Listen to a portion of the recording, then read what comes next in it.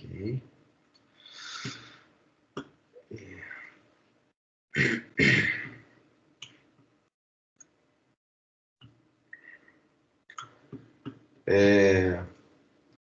Pessoal, começando aqui, tem alguma pergunta, alguma questão sobre as aulas anteriores?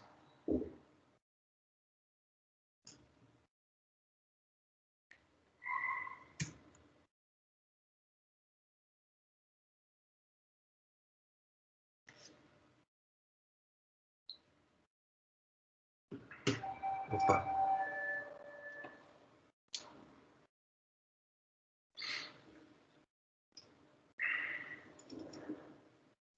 Bom, se não tem, acho que está todo mundo me ouvindo, espero, né? Se não tem, vamos começar então.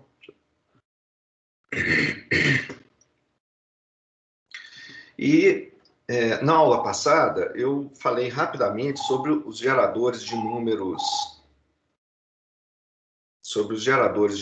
aleatórios, e como que uma ideia bem rápida, bem simples sobre como que a gente gera números no intervalo 0,1, números reais, né, supostamente reais, no intervalo 0,1. E então, daqui para frente, eu vou assumir que a gente tem um gerador de números pseudo-aleatórios nesse intervalo 0,1, eles seguem uma distribuição uniforme desse intervalo.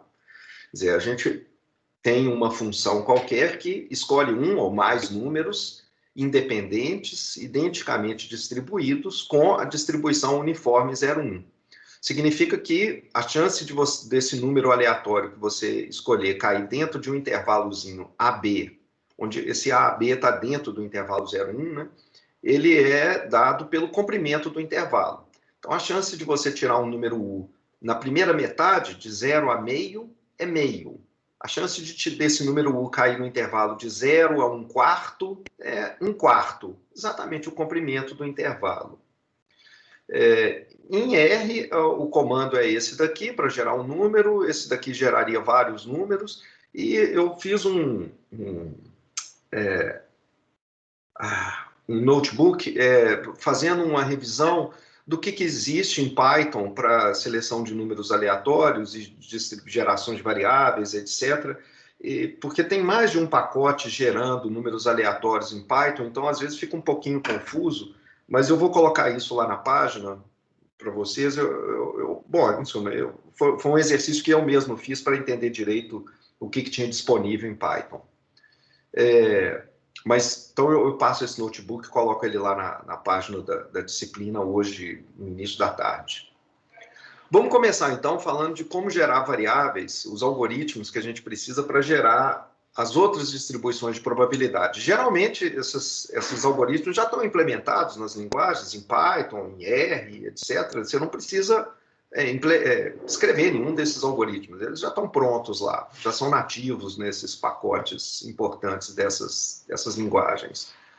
Mas vamos ver então como é que eles funcionam. Primeiro, como é que a gente geraria uma variável que o que seria o lançamento de uma moeda, o resultado de uma variável binária, 0 ou 1, com uma chance de sucesso igual a Pzinho, onde esse Pzinho é um número entre 0 e 1. Então, Pzinho é um número, é a probabilidade de sucesso. Digamos, se ela quer gerar um número, lançar uma moeda para cima, e a chance de sucesso é P igual a 0,3. Então, tá? Como é que você faz isso? Bom, você tem um gerador de número no intervalo 0,1. Então, é muito simples. Você gera esse número no intervalo 0,1, coloca aqui o valor Pzinho que você tem, por exemplo, 0,3, e olha aonde esse U vai cair. Se ele cair nessa primeira faixa aqui, de 0 até 0,1, significa que aconteceu um sucesso. A variável binária, x, é igual a 1. Se, por outro lado, ele cair nessa outra faixa aqui, o número U que você selecionou no intervalo 0,1, cair na outra faixa de P até 1, devia estar aparecendo um 1zinho aqui no final, a variável x ela é igual a 0. E por que isso daqui funciona? Bom, porque qual que é a chance do número U, do valor aleatório U, que é uniforme no intervalo 0,1, cair nessa faixa aqui de 0 até P. É o comprimento do intervalo, que é exatamente P. Então, usando a U, a gente pode simular esse lançamento de moedas com uma probabilidade P qualquer. Basta checar se o U cai nessa primeira faixa de intervalo, significa um sucesso, uma cara. Se caiu nessa outra faixa, é fracasso. Aí tem um algoritmo aqui, mas ele é basicamente isso. E como é que... Aqui sempre tem uns comandozinhos no R de como gerar algumas dessas distribuições específicas. E se você quiser gerar uma binomial n-teta? Bom, a binomial n-teta é o número total de sucessos quando você repete esse experimento de lançar a moeda n vezes, com a mesma probabilidade P. Então, basta repetir esse algoritmo Bernoulli que a gente falou, n vezes, independentemente. Os números sucessivos de uma geração uniforme, esse número U, que os programas geram, mesmo você fixa uma semente qualquer para começar o gerador, dali para frente, os números U's que você gera, esses números U's aqui, eles são considerados independentes. Então, o segundo U que você vai gerar, ele é independente do primeiro. Tanto faz aonde o U caiu no intervalo 0, 1. O segundo não guarda nenhuma memória disso, supostamente, né? Porque, no fundo, o algoritmo é determinístico. Mas, então, a gente pode repetir esse experimento e a gente simplesmente, no final, contar o número de vezes em que apareceu o 1 nesses lançamentos sucessivos da moeda. Então, é bastante simples. De novo, colocando aqui alguns dos comandos para fazer isso em R, mas não vou ficar insistindo muito nisso, porque vários de vocês estão usando Python. Então, como eu tinha falado antes, esse algoritmo, por exemplo, em geral a gente não usa porque o R, e assim como o Python, já tem um gerador direto de binomial, né, das diferentes distribuições, implementando exatamente esse algoritmo. Então, muitas vezes você não vai querer usar ou implementar esse algoritmo, ele já tem pronto lá, por exemplo, RBinom 10 sem 0.17 faz o seguinte: você gera 10 números, cada um deles é uma binomial com 100 lançamentos da moeda e a probabilidade de sucesso é 0.17. Então, lançou a moeda com probabilidade de sucesso 0.17 100 vezes e você obteve 14 sucessos nesses 100 lançamentos. Repetindo isso, você gera agora uma nova variável binomial, lançando a moeda novamente 100 vezes, com probabilidade de sucesso 0.17, e agora a gente teve 20 sucessos. Repetindo 100 vezes o lançamento da moeda, com 0.17, de novo, 20 sucessos. Agora 14 sucessos dentre os 100. Depois, só 8 sucessos aqui. Embora você esteja esperando nos 100 lançamentos da moeda 17 sucessos, agora tudo exatamente igual, por mero acaso, apareceram 8 sucessos apenas. E assim por diante. Aqui mais alguns detalhes sobre o R. Eu vou falar isso porque sempre tem o equivalente a todas essas coisas que eu estou fazendo aqui em Python. E aí você pode ver isso depois no notebook, se você quiser. Então, uma das coisas, assim, você quer não só gerar números aleatórios, mas, em geral, nos pacotes que têm geradores de números aleatórios e distribuições de probabilidade, eles têm também algumas das funções associadas com as distribuições de probabilidade. Uma delas, por exemplo, sempre ilustrando com R, é a própria probabilidade do X ser igual a K. Você não está querendo simular nada, você quer simplesmente saber, se eu tiver uma distribuição binomial, eu tenho a fórmula das probabilidades para binomial, qual que seria o valor numérico dessa probabilidade aqui. Então, em R, essa função com o Dzinho na frente, significando densidade, tanto faz se a variável é discreta ou contínua, ele chama de densidade, o valor, no caso discreto, dessa quantidade aqui em cima.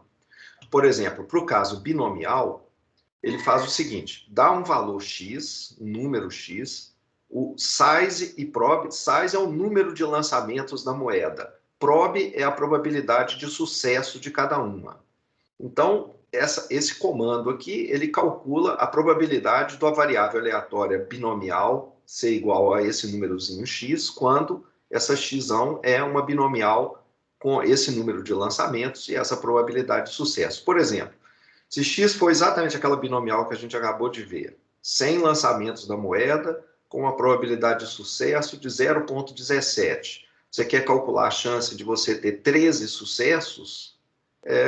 Você coloca esse comando e a resposta é essa daqui, da ordem de 6%.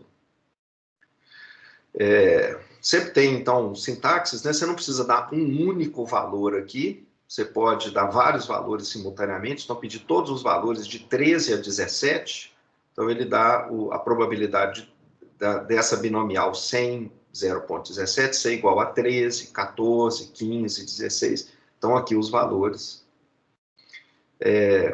E você tem várias outras opções que eu não vou falar aqui. Tanto a sintaxe, por exemplo, você pode alterar essas probabilidades, então fazer esse pedido aqui, onde cada um desses números sucessivos, na verdade, tem uma probabilidade diferente. Aí você pode, então, fornecer não um valor, um escalar, mas um vetor do lado de cá. Aqui também você pode fornecer um vetor com a mesma dimensão desse outro aqui, e ele, então, vai calcular para esses diferentes valores. Então, são alguns detalhes de...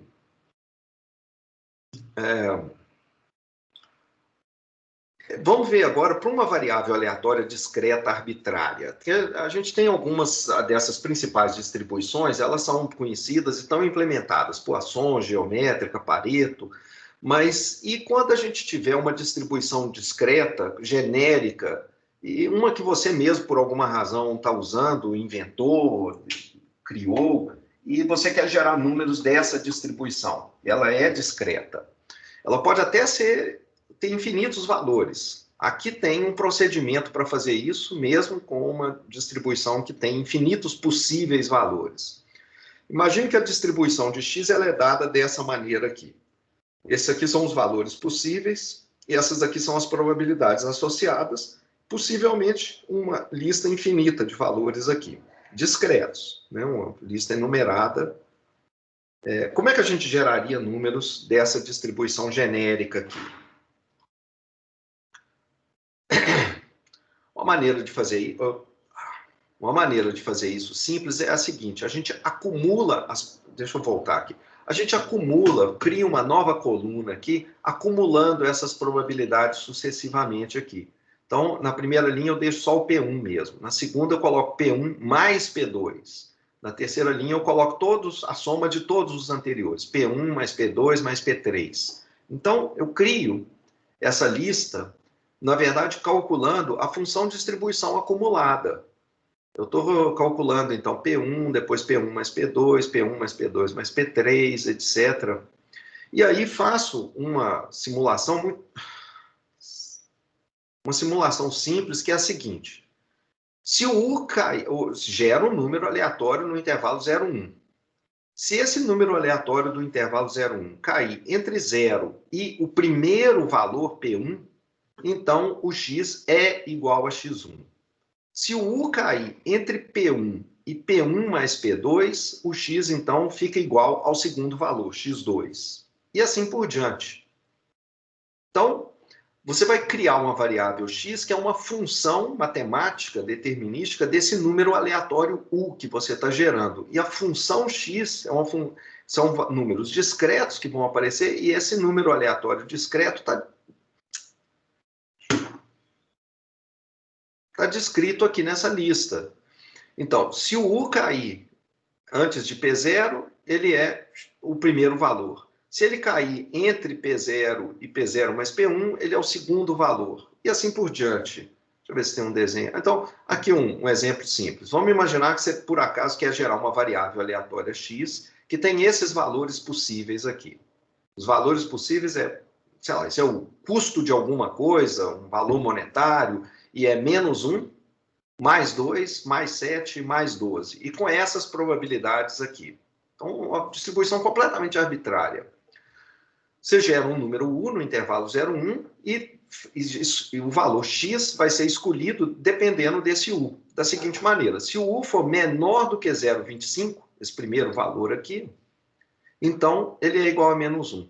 Se ele cair entre 25 e 25 mais 35, que é 60, então o valor é 2. Se cair entre a soma desses dois aqui e a soma dos outros três, quer dizer, cair aqui, ele é igual a 7, e assim por diante. Então, se o U, por exemplo, for 0,4897, você olha onde que ele caiu aqui nessa faixa, então o resultado é 2, x é 2. E por que isso está funcionando? Bom, é simples, né? Porque imagina o seguinte, qual que é a chance do número U cair no intervalo de 0 até P1? É o comprimento do intervalo. De 0 a P1 é exatamente P1. A chance do U cair no intervalo de 0 a P1 é P1. Qual que é a chance do U cair entre esses dois, quer dizer, entre P1 e o P1 mais P2, o P1 acumulado com o P2? É o comprimento do intervalo. O intervalo que vai de P1 até P1 mais P2, ele tem um comprimento exatamente de P2.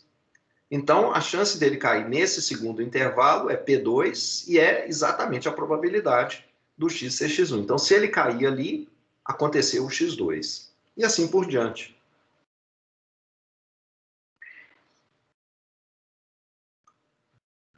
Você vê que esse algoritmo ele funciona mesmo se você está procurando gerar valores que vêm de uma distribuição que tem infinitos valores possíveis. Não precisa ser um valor truncado. É curioso, né? Porque a gente sabe que todo algoritmo ele tem que terminar. Então, como que você pode estar gerando de uma lista infinita, mas com um algoritmo? É interessante, olha, você faz o seguinte. Vamos imaginar que você está querendo gerar um valor com a Poisson 1,61. Então, calcula as probabilidades da Poisson. A gente tem uma fórmula para isso. Não é possível fazer essa lista infinita aqui, porque são infinitos valores, né? Não tem como calcular isso, pré-calcular isso no computador. Eu não tenho como pré-calcular todos esses intervalos aqui, porque são infinitos intervalos. Então, como é que a gente faz? Então, como é que a gente faz esse algoritmo? Eu não posso listar tudo isso aqui para poder usar e preparar essa regra de decisão antes de começar a fazer o procedimento. Bom, mas eu não preciso fazer isso. Eu faço o seguinte, eu trabalho sequencialmente. Primeiro, eu gero o número U e verifico se ele caiu no primeiro intervalo. Se caiu, paro e retorno x igual a 0. Os valores possíveis, né, da Poisson é 0, 1, 2, 3, etc. Aí, não caiu no primeiro intervalo. Então, você calcula o intervalo seguinte, ou seja, acumula as duas probabilidades da Poisson, a de x igual a 0 e essa segunda, ou seja, calcula esse segundo intervalo e checa. O U caiu aqui, se ele tiver caído aqui, então o valor é 1. Não caiu no primeiro, também não caiu no segundo. Então, verifica agora o terceiro. Calcula o terceiro intervalo e verifica. Caiu aqui, se tiver caído, você fica com o valor 2, caso contrário, você segue em frente. Então, essa seria uma maneira de fazer esse cálculo. E para facilitar esse cálculo, a gente tem até uma relação de recorrência entre as probabilidades sucessivas. Na verdade, é o seguinte, toda distribuição, isso que eu falei aqui, é um algoritmo absolutamente genérico para qualquer distribuição. Se você pegar lá o Numerical Recipes, ou outro livro que mostra todos os algoritmos para geração de distribuições de probabilidade específicas, por exemplo, a Poisson, você vai ver que tem uma série de truques que são usados específicos para essas distribuições, para facilitar o cálculo, para tornar ele mais eficiente, para fazer uma coisa mais esperta do que essa regra de decisão sequencial que eu falei aqui, que poderia demorar muito tempo, por exemplo, se a média da Poisson for um valor muito grande, você gastaria um tempo enorme provavelmente passando por essas sequências iniciais de decisões, que provavelmente não vão ser úteis. Então, tem uma série de truquezinhos espertos, simples, para acelerar o algoritmo para essas distribuições específicas. Mas eu não vou não dá tempo e não é um negócio tão relevante. Aqui está uma regra absolutamente geral que pode ser ineficiente em casos particulares, mas aí você pode ler depois, se você quiser, para esses casos particulares, como é que é feito a simulação exata. Por exemplo, para uma multinomial, você tem um monte de números fatoriais aparecendo lá. Como é que realmente são calculados esses números fatoriais, principalmente quando eles são muito grandes? Eles não são calculados exatamente. Muitas vezes a gente usa aproximações. Tem uma fórmula matemática famosa que chama-se a regra de Stirling. Ela é usada quando a gente quer fazer aproximações, quando você tem números fatoriais muito grandes, e ela serve muito bem, ela tem uma aproximação muito boa. Então, em suma, de novo, são vários truquezinhos específicos que eu não vou passar aqui. Quem fosse aprofundar nesse assunto vai ler e vai descobrir vários desses truques para essas distribuições. Para cada uma delas tem, às vezes, algum truquezinho que facilita. Ok, mas vamos continuar, porque o importante não é sair gerando só essas distribuições. A gente, de novo, vamos caminhar na direção de ter uma regra mais genérica para geração de variáveis aleatórias. E aqui vamos começar com um dos métodos mais famosos, a transformada inversa.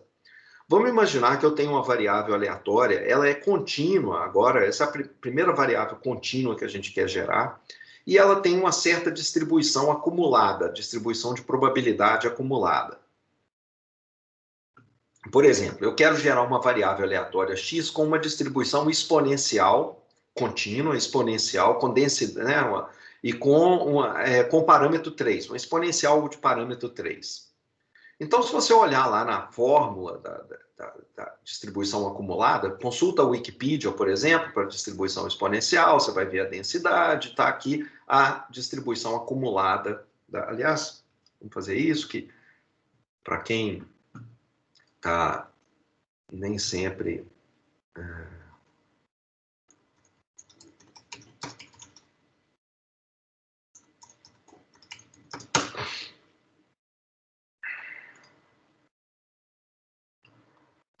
Então, aqui está a distribuição acumulada, a distribuição exponencial. As densidades são simplesmente decaimentos exponenciais. Ela põe uma distribuição de probabilidade no eixo positivo, e ela simplesmente tem um decaimento. Esse decaimento depende do parâmetro que você está usando para a densidade exponencial. Ela pode cair mais depressa, como nessa curva azul, ou pode cair mais lentamente um pouco, como nessa curva laranja, nos dois casos caindo exponencialmente, mas né, em um ou outro caindo um pouco. Essa daqui é a distribuição acumulada. Então, simplesmente é o acúmulo da área debaixo da curva correspondente aqui no eixo das densidades. Então, a distribuição acumulada ela vai acumulando em direção a 1, né, tendo esse máximo. Essa é a distribuição acumulada. E ela tem uma fórmula. Como a distribuição tem uma densidade muito simples, é só exponencial. Essa daqui é a fórmula da densidade exponencial, quando o parâmetro é lambda, no caso da exponencial, e aqui está a distribuição acumulada dessa exponencial. Então, voltando, então, aqui eu estou escolhendo o parâmetro lambda igual a 3. Então, se eu estiver querendo gerar dados de uma exponencial com parâmetro 3, como que a gente faz isso? Como sempre, a gente gera uma distribuição uniforme, uma variável uniforme no intervalo 0, 1. E a seguir, eu transformo esse número U matematicamente. É uma transformação determinística. Essa função que está aqui é uma função matemática. Está aqui a fórmula da função. Vocês acabaram de ver o gráfico dessas funções, como que o gráfico é diferente dependendo do parâmetro que você põe aqui. Então, fixado o parâmetro, essa função está fixa, você gera um número aleatório, transforma por essa função, na verdade, pela inversa dessa função acumulada aqui. Então, você tem que ser capaz de inverter essa função. E o que vai aparecer, esse número x que vai aparecer, ele tem exatamente a mesma distribuição da variável x que você quer gerar, que é a exponencial 3. Ou seja, esse resultado aqui, y, é a variável exponencial com parâmetro 3. Então, deixa eu mostrar isso aqui, vamos ver. Vamos supor que eu estou querendo gerar com uma exponencial 1. parâmetro 1. Então, está aqui a distribuição acumulada dessa exponencial. Ela é zero para valores negativos de x, e para valores positivos ela cresce daquele jeito que vocês viram ali no gráfico. Então, eu preciso inverter essa função aqui. Eu vou chamar esse negócio todo aqui de u. Chamo de u. O que eu preciso agora é escrever x como função de u, né? Inverter isso. Então, você faz aqui, passa o u para o lado de cá, passa o exponencial para o lado de lá, toma logaritmo e tal, fica isso daqui. Então, essa é a expressão da inversa. Então, se você quer inverter isso aqui, está aqui o x agora é log de 1 menos u, onde esse uzinho é o valor dessa função aqui, que seria esse valor. Então, está aqui a inversa. Então, como é que a gente vai usar isso? É simples. Gera um número no intervalo 0, 1 e calcula essa nova variável aleatória w, que é essa função aqui de cima, que você acabou de calcular, invertida. Então, essa função inversa é menos log de 1 menos u, aplicado no valor u aleatório. Ou seja, calcula isso daqui. Esse número aleatório que a gente está obtendo tem a distribuição exponencial 1. Então, está aqui. Qual que é a intuição gráfica? Por que isso funciona? Olha, essa linha preta, bem escura, é a distribuição acumulada dessa distribuição exponencial que a gente gerou. Então, a distribuição exponencial tem essa curva aqui, a variável aleatória exponencial tem essa distribuição acumulada, e aí tem um resultado importante de probabilidade que diz o seguinte: a distribuição acumulada, a gente fala, né, o jargão é dizer o seguinte: a distribuição acumulada, ela determina a distribuição de probabilidade. O que isso quer dizer? Está dizendo o seguinte: só existe uma distribuição de probabilidade que tem essa distribuição acumulada que vocês estão vendo aqui. Você não tem duas distribuições diferentes com essa distribuição acumulada. Sei lá, por exemplo, a gaussiana, pode existir uma gaussiana com essa distribuição acumulada? Não. Para cada distribuição de probabilidade, você tem uma distribuição acumulada e só uma. Não existem duas distribuições diferentes levando a uma mesma distribuição acumulada. Então, fixou uma distribuição acumulada, o que você está fazendo é estar fixando completamente uma distribuição de probabilidade. Não tem outra variável que pode ter a mesma distribuição que aquela, quer dizer, uma variável diferente com... Então, o que a gente faz? Você está aqui com a distribuição da exponencial. Beleza, essa é a distribuição exponencial. Gera agora um número u ao acaso no intervalo 0, 1. Como essa função acumulada ela vai de 0 até 1, ela varre esse intervalo, que esse eixo vertical, está aqui o número u aleatório que a gente escolheu, que o computador escolheu com o procedimento de geração de números aleatórios do computador. Agora, a gente vai voltar e achar a imagem inversa desse u, ou seja, está aqui, ó, nós vamos achar a imagem inversa desse valor de u, inversa pela função f que está aqui. Aqui está a função f, a gente vai voltar agora por essa inversa, achando esse número que está aqui embaixo. Essa é a imagem inversa de u. Esse daqui é um número x que a gente está querendo. Como esse u aqui é aleatório, esse x também é aleatório. Esse x aqui embaixo ele também é aleatório. Então, observa, por exemplo, que... Vamos gerar um novo u aqui, mentalmente. O número u pode estar em qualquer lugar desse intervalo aqui, dessa faixa vertical. Então, vamos supor que agora ele saiu na metade inferior. Está aqui. Ele saiu aqui onde está a mãozinha. Então, estando aqui, você volta e acha esse valor aqui embaixo. Gera aqui. Vamos supor que o u agora saiu aqui. Agora, voltando, você vai encontrar esse valor x aqui embaixo. Voltando aqui, você acha esse valor aqui embaixo. Então, gerando um número aleatório aqui, ao fazer essa inversão, o que a gente está encontrando é um outro número aleatório que está aqui embaixo, que está nessa faixa. E o resultado bacana é que esse cara aleatório que a gente está achando tem a distribuição desejada. Então, vamos ver como é que a gente demonstra isso. Eu vou fazer o exemplo dessa prova, de que esse método realmente funciona e gera o que a gente quer que ele gere, mas eu vou fazer isso no caso particular de uma distribuição de probabilidade. Vamos imaginar que eu quero gerar exponencial 1. Por que esse método funciona? Vamos imaginar, eu quero gerar uma variável aleatória x que tem essa distribuição. Vamos pegar a acumulada dela, a função de distribuição acumulada. Está aqui, essa é a fórmula da acumulada. Vamos achar a inversa dessa função. A gente já fez isso. Então, iguala isso daqui a u, inverte, então está aqui a fórmula. E está aqui, então, a regra que a gente vai fazer. Você vai gerar um u ao acaso e vai calcular a imagem inversa desse u. É essa fórmula que está aqui. Então, gerou um número ao acaso no intervalo 0,1, calcula 1 menos ele, toma log, vai dar um número negativo, toma menos esse número negativo, vai dar um número positivo, que é esse número W que está aqui. Pois bem, esse número W aleatório, ele tem a distribuição exponencial 1. Por quê? Bom, pelo seguinte, vamos calcular a distribuição acumulada de probabilidade desse número aleatório W que a gente está achando. Vamos achar essa distribuição acumulada e verificar que essa distribuição acumulada é exatamente essa distribuição aqui em cima, essa fórmula que está aqui.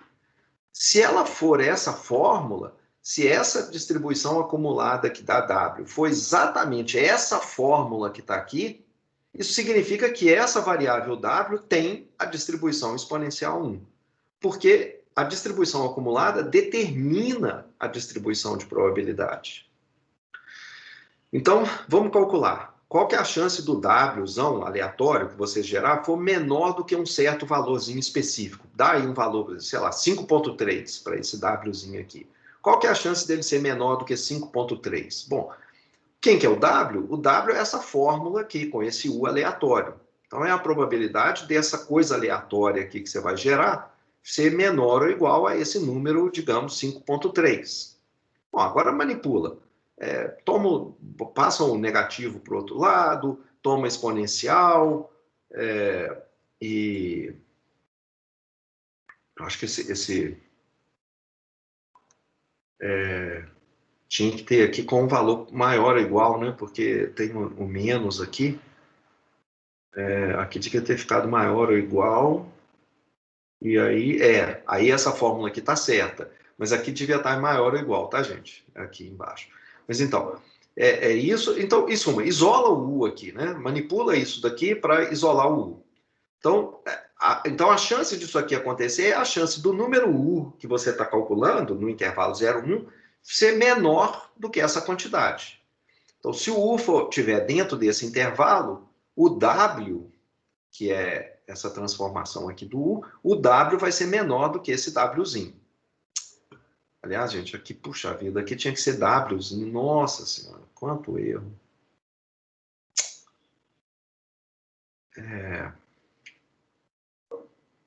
Vocês estão vendo esse erro aqui, gente? Que isso aqui devia ser... Deixa eu... Será que... Esse erro é meio ruim, né? Deixa eu fazer isso aqui. Espera aí um segundo. Você é meio... Fiquei até envergonhado agora, porque esse erro... Ih.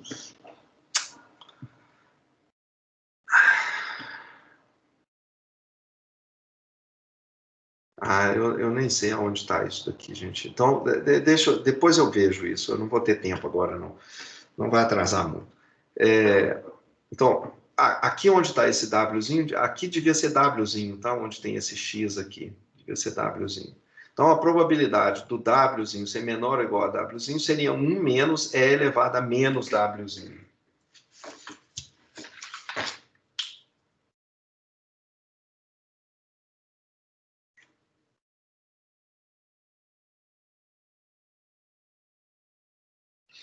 Menos Wzinho aqui. Ou seja, tem exatamente essa fórmula aqui de cima. Então, se ele tem essa fórmula, ele tem a distribuição exponencial. Aqui essa demonstração no caso geral, aqui pelo menos eu deixei a coisa certa. Então, imagina que o U é o uniforme 0,1 e o que a gente faz é calcular uma nova variável W transformando esse U por meio da distribuição acumulada da variável da distribuição que você tem interesse em gerar. Então, você escolhe a distribuição, obtém essa função inversa e aplica ela nesse número aleatório U, que é sempre uma uniforme 0,1. Esse resultado aqui vai ter a distribuição que você quer. Por quê? Bom, porque qual que é a distribuição desse número que você está gerando, esse número W aleatório? Qual que é a probabilidade dele ser menor do que um valor específico Wzinho? Bom, como esse W é essa inversa aqui, isso daqui é menor ou igual a Wzinho, se só se aplicando a inversa dos dois lados, é a mesma coisa que isso, e essa inversa cancela com essa, né? Então fica aqui o U menor ou igual à distribuição acumulada do x, né? A função acumulada do x no ponto W. Mas qual que é a probabilidade do número U, que é uma uniforme 0,1, ser menor do que esse valor? Quer dizer, é de estar entre 0 e esse valor. É o comprimento do intervalo. Então, é um intervalo de comprimento que vai de 0 até esse ponto máximo aqui, esse número que está entre 0 e 1. Esse comprimento é exatamente isso daqui menos 0, ou seja, é isso daqui. Então, tem a distribuição acumulada da W, é exatamente a distribuição acumulada que você tem interesse, que você quer. Então, muito legal. Aqui alguns comentários básicos, não vou pular isso aqui. Deixa eu dar mais um exemplo. Por exemplo, essa daqui é uma distribuição importante para o mercado de seguros, é chamada distribuição de Gompers. Ela modela muito bem o tempo de vida das pessoas a partir dos 22 anos. O que eu estou querendo dizer aqui é o seguinte, ela não modela bem, tem uma certa mortalidade um pouco maior no primeiro ano de vida, porque são crianças que têm defeitos congênitos e acabam problemas, né, de falhas genéticas e acabam morrendo no primeiro ano de vida.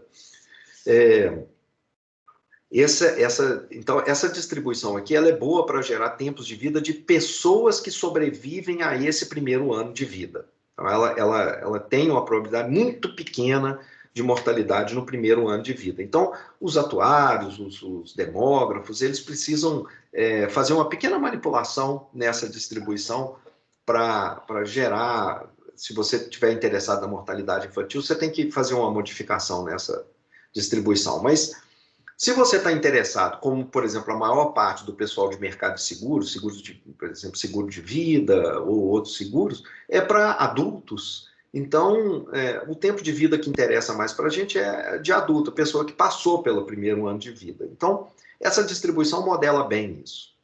Aqui é a distribuição acumulada dessa distribuição de Gompers. Não estou mostrando a densidade dela, não. E aqui estão os valores típicos dessas duas constantes, Czinho e Bzão, que aparecem aqui, são duas constantes. Então, aqui alguns dos valores típicos, tá? Então, por exemplo, C igual a 1,09, B igual a essa outra quantidade, são alguns dos valores típicos que a gente tem. Mas são constantes. Então, aí você precisa inverter. Pega essa quantidade aqui, coloca ela igual a U e isola o X. Dá um jeito de manipular isso e isolar o X. Se você fizer isso, você acha isso daqui. Então, o x, né, igual a essa expressão toda que está aqui. E agora o que você tem que fazer é gerar o US no intervalo 0,1, jogar nessa fórmula, e aí com isso você obtém uma amostra de tempos de vida das pessoas. Vou citar aqui o códigozinho em R para fazer isso, e aqui a geração, gerando aqui 10 mil valores, por exemplo, e com isso a densidade da Gompers, que está aqui por cima. Então, pessoas vivendo, a maior parte das pessoas vive, falece, né? O tempo de vida dessas pessoas fica entre 60 e um pouco menos de 100 anos, aqui até 90 e poucos anos que estão vivendo. Claro que se você trocar aqui os parâmetros, você muda um pouco a forma dessa densidade. Se você quiser uma longevidade um pouco menor ou um pouco maior e tal, é só trabalhar um pouco nesses dois parâmetros que você ajusta isso. Mas então tem aqui uma pequena quantidade de pessoas que falecem aqui nos primeiros anos, né, entre 20 e 40 anos, aí vai aumentando o número de pessoas que acabam falecendo entre 40 e 60, mas a maioria das pessoas concentradas aqui em torno dessa faixa de valores hoje em dia de 80 anos. E para que serve isso? Bom, você pode agora simular vários planos alternativos que você pode fazer. Imagina a situação de previdência brasileira. Se você está imaginando que parte da população segue essa distribuição de Gompers, talvez você tenha uma distribuição um pouco diferente dependendo da região do país, dependendo do sexo, né? O sexo masculino vive um pouco menos do que o sexo feminino. Então você tem umas parâmetros aqui, os parâmetros, aquele que eu escolhi, o Bzão e o C, um pouco diferentes, mas você pode gerar populações inteiras, né? Os 200 milhões de brasileiros aí, a gente pode colocar eles para viver, digamos assim, né? Um tempo simulado no computador e verificar o que aconteceria com o nosso sistema de previdência, o nosso sistema de aposentadoria. Quer dizer, dependendo de o quanto que a pessoa vai contribuir ao longo do tempo de vida dela, ela vai parar de trabalhar com uma certa idade, o que vai acontecer, o dinheiro que a gente vai conseguir acumular dessas pessoas durante esse tempo será suficiente para pagar a aposentadoria delas mais na frente, etc. Tudo isso pode ser feito se a gente conseguir agora simular, então, várias vezes, né? Porque esses cenários vão ser um pouco diferentes cada vez que você simular o que vai realmente acontecer, mas a gente consegue, então, fazer uma previsão bacana do que, se a gente alterar as políticas de aposentadoria, o que vai acontecer com essa população inteira. Aqui uma outra distribuição que é bastante útil e importante no mercado de seguros, a distribuição de Pareto, é uma distribuição, uma das Power Laws, essa distribuição aparece também em todo quanto é análise de rede social. Mas aqui eu estou usando ela para esse mercado de seguros. A gente tem perdas monetárias associadas com uma apólice de seguro. E existe um negócio que é chamado o stop loss, é o valor de franquia. Vocês devem, por exemplo, em automóvel você tem isso, né? Vamos supor que se você tiver algum, eles chamam de sinistro, né? Um fato gerador de acionar, que pode acionar a seguradora. Se você tem um acidente e o valor da sua franquia é de R$1.000, significa que se o acidente causar um dano menor do que R$1.000, o dano ao seu carro, ou ao carro do vizinho, ou à propriedade de outra pessoa, se for menor do que R$1.000, problema seu. Você dá um jeito, a seguradora não vai consertar o seu carro ou o carro do vizinho. Você que tem que dar conta disso. Se, por outro lado, o valor ficar acima de R$1.000, aí a seguradora paga a diferença. Quer dizer, vamos supor que o conserto tenha ficado em R$3.000, a sua franquia é de 1.000, a seguradora, então, paga R$2.000 e os 1.000 são seus, o custo de 1.000 aí. Então, ou seja, a seguradora ela só toma conhecimento de sinistros que têm um valor acima de um valor X0, que é a franquia. E toda a perda acima desse valor X0, ela cobre. Vamos imaginar que não tem um teto máximo. Então, a Pareto costuma se ajustar bem a esse tipo de dado que aparece nesse mercado de seguradora. É a distribuição que é usada sempre lá. A distribuição de Pareto ela tem um segundo parâmetro, o parâmetro alfa, ela controla o peso da cauda superior da distribuição.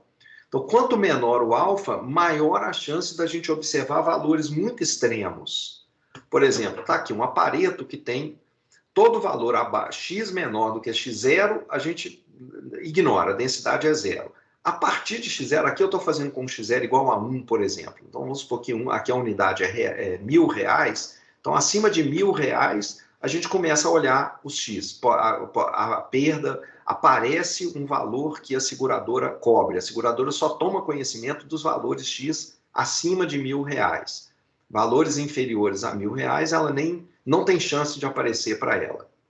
Então, aqui está a distribuição, que começa no ponto 1. Isso aqui, na verdade, assintota em mais infinito, ela não encosta no eixo, não, tá, gente? E aqui está a densidade de probabilidade. Lembrando aqui que o x0 é 1 nesse caso, né? É uma constante. E o alfa também é uma constante. Então, se você alterar o alfa, a densidade tem sempre essa queda aqui, mas esse alfa ele faz com que essa queda seja um pouco mais rápida ou um pouco menos rápida, dependendo do alfa. Quanto menor o alfa, mais devagar cai mais lentamente cai essa cauda. Qual que é o efeito? Quais são os valores típicos de alfa, por exemplo?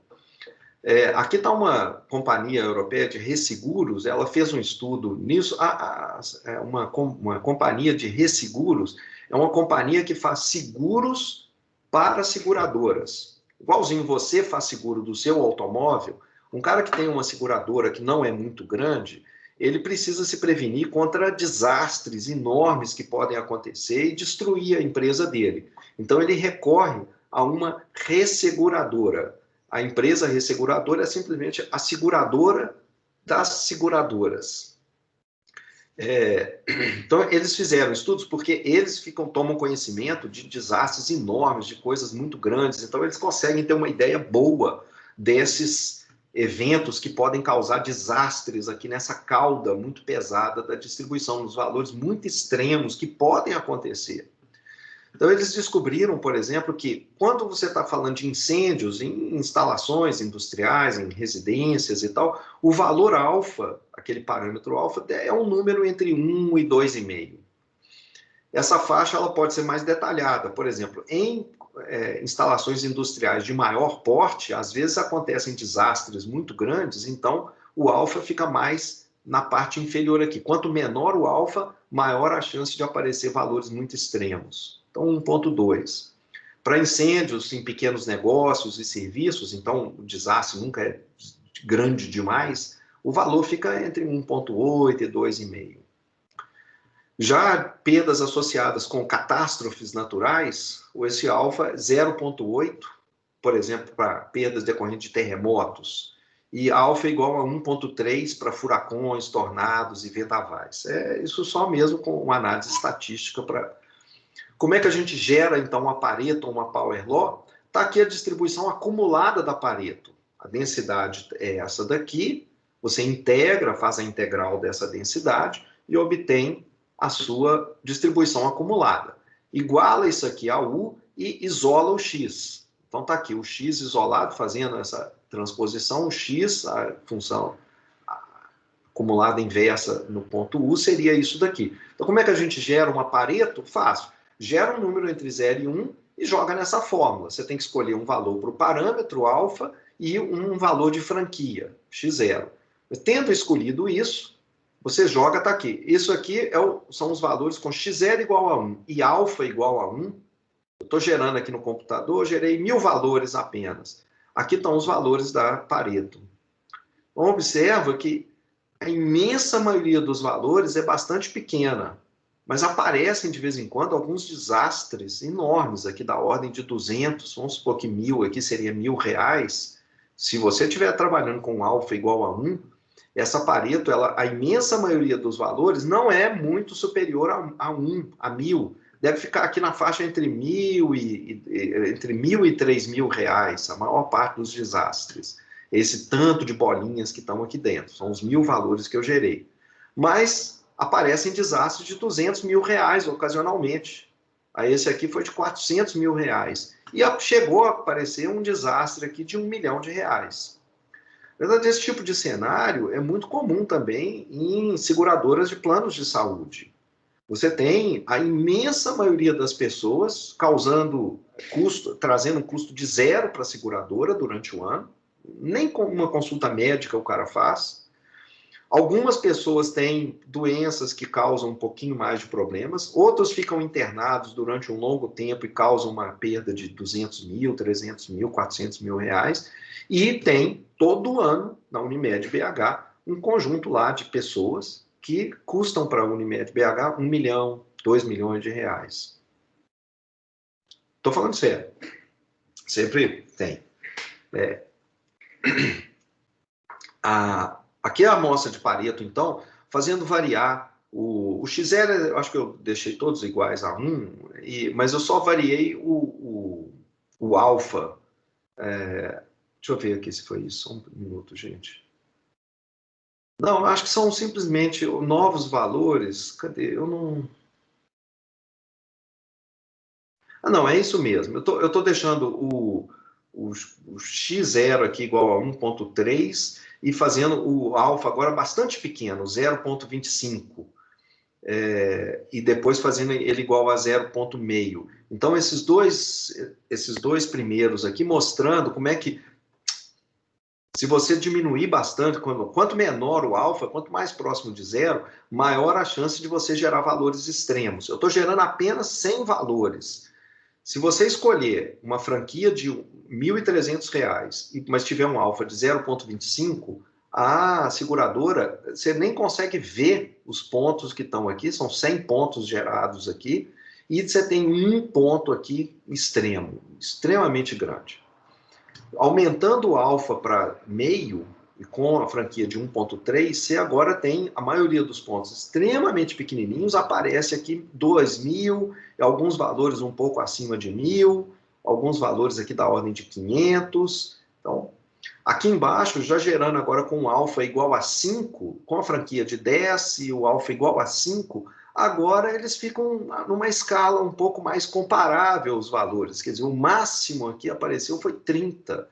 E a maioria dos valores está próximas aqui de 10.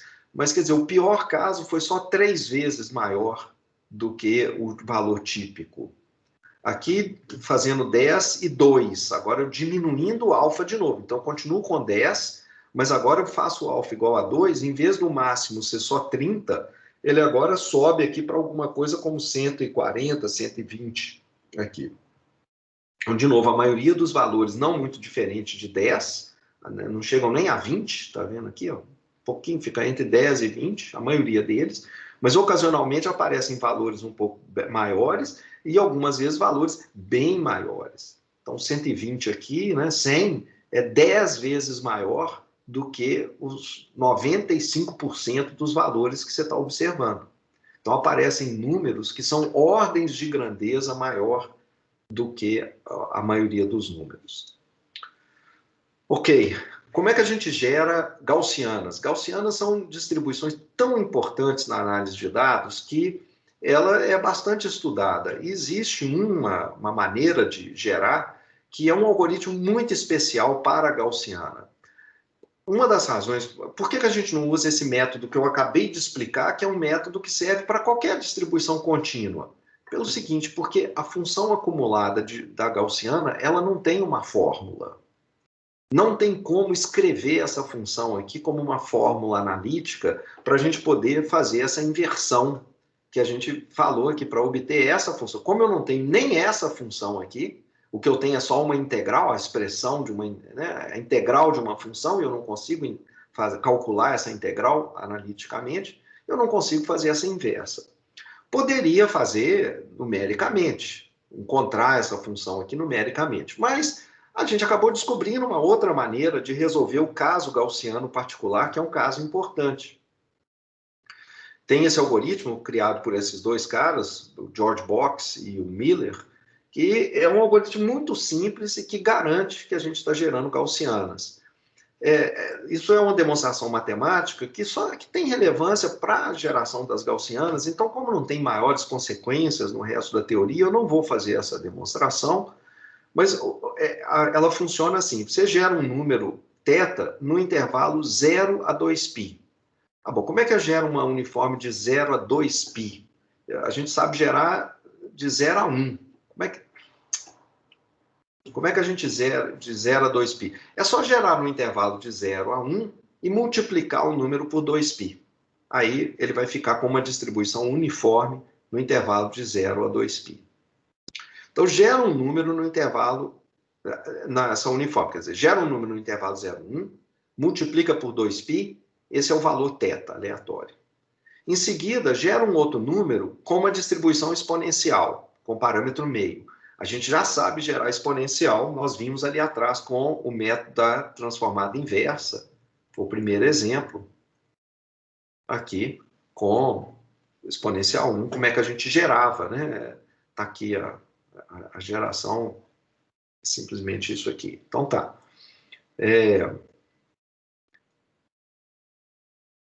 Então, você consegue gerar essa e consegue gerar essa. Depois de gerar uma θ e uma v, simplesmente calcula esse valor x aqui, que é a raiz quadrada desse número aleatório v, multiplicado pelo cosseno desse número t que está aqui, do número... t devia ser esse θ aqui, tá, gente? Oh, meu Deus do céu. 141. Esse T aqui, esse θ. Essas coisas todas estão escritas lá no livro, gente. O livro tá bem mais detalhado e espero que esses erros todos não estejam aparecendo lá também. Então, aqui, esse θ aqui é esse T. Então, toma o cosseno dele e faz esse produto. Então, isso aqui é só uma conta matemática. Aqui em cima você gera dois números aleatórios, aqui você mistura esses números por essa forma, e você consegue mostrar matematicamente que esse número aleatório x, que vai aparecer quando você gerar esses números aqui aleatórios, ele vai ter a distribuição normal 0,1. Exatamente essa distribuição de probabilidade. Então, tá aqui como é que você geraria, né? Se você for no R, por exemplo, for gerar N valores de uma uniforme 0,1, como é que você faria?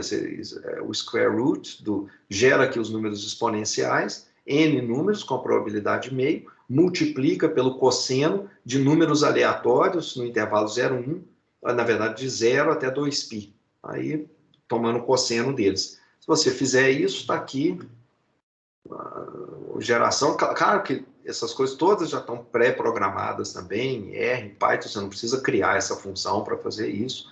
Mas o que a função nativa, o que ela está fazendo lá, é usando esse algoritmo aqui. É o algoritmo mais famoso para gerar gaussianas.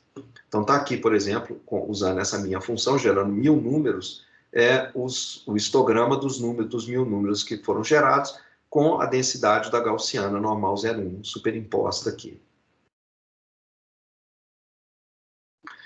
Se você quiser gerar uma gaussiana com média mu e variância sigma 2, uma genérica, não precisa, aquele algoritmo gera com a normal 0,1.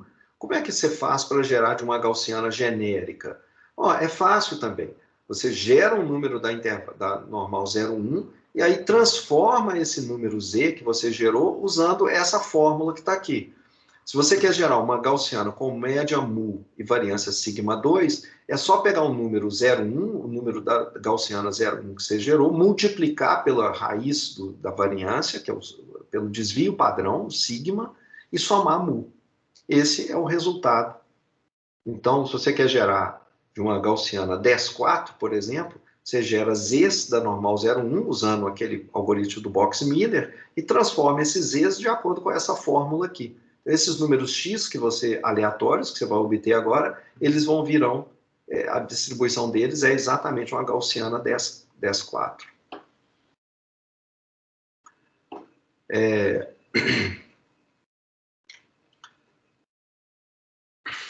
Eu vou pular essa parte aqui de estimar a integral por Monte Carlo. Está em tudo quanto é livro, todo tipo de explicação tem isso, tem lá no livro também, mas eu vou pular essa parte aqui.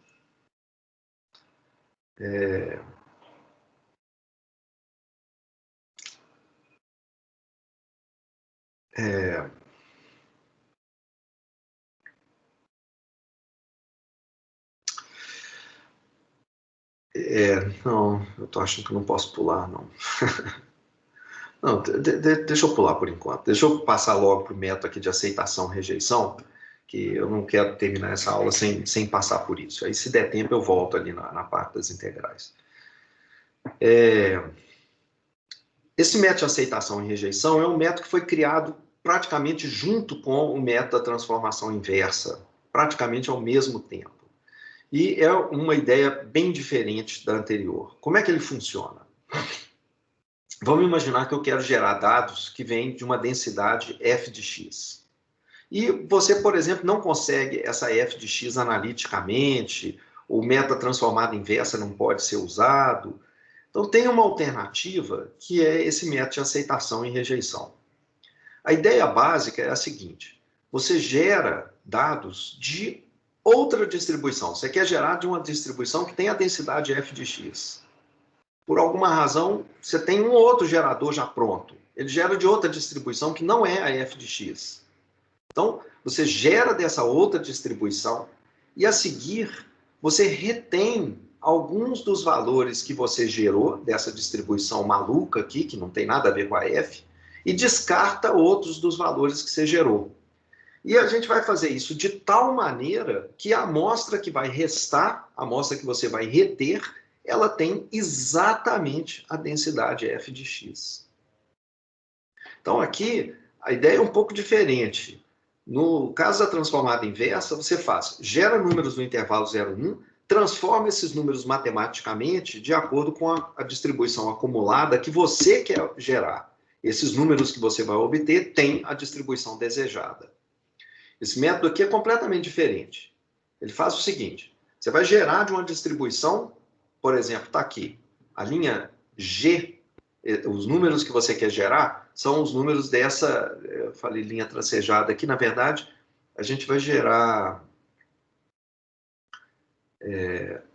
números dessa distribuição aqui, dessa linha contínua aqui. Eu quero gerar valores que venham dessa distribuição de probabilidade que tem essa densidade aqui, essa linha contínua.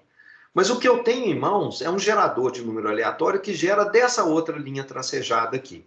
Por exemplo, a amostra que eu gerei dessa linha tracejada está aqui nesse histograma. Gerei números com essa densidade de probabilidade. Tendo gerado isso, esses números aqui, o que a gente vai fazer é reter alguns desses valores e jogar outros fora, de maneira que no final eu vou ter dados que venham dessa distribuição de probabilidade. Parece uma mágica isso. Mas observa, intuitivamente, se a gente quer gerar números que venham dessa distribuição e o que a gente tem são esses dados para começar, esses números aqui, o que a gente teria que fazer? Olha, esses números que estão aqui embaixo, que essa linha tracejada gerou, esses, de certa maneira, a gente tinha que descartar todo mundo. Esses caras a gente tinha que descartar. Esses que estão aqui, de alguma maneira, é onde a densidade ela tem valores, olha, tá vendo? Ela tem valores aqui. Então, de alguma maneira, eu quero manter, reter esses valores aqui, todos esses. Esses outros que estão aqui, eu talvez queira reter alguns e jogar outros fora. Bom, tudo isso é um negócio meio vago, né? Meio intuitivo, mas o fato é que, usando esse algoritmo, que eu vou explicar em seguida, então, peguei essa amostra aqui, vou reter alguns desses valores, jogar outros fora, e o que eu vou ficar no final é com uma amostra que é essa que está aqui nesse histograma. Eu gerei 20.000 valores dessa distribuição tracejada, retive alguns e joguei fora outros, e no final eu fiquei só com 3.696 elementos. Dos 20.000 que eu gerei inicialmente, eu descartei a maioria. Fiquei com da ordem de 4.000 valores dos 20.000 que eu gerei. Desses 4.000 que eu gerei, eu vou pegar e fazer o histograma deles. E está aqui o histograma. Embora os valores iniciais sejam esses daqui. Ou seja, são os valores que seguem essa distribuição tracejada.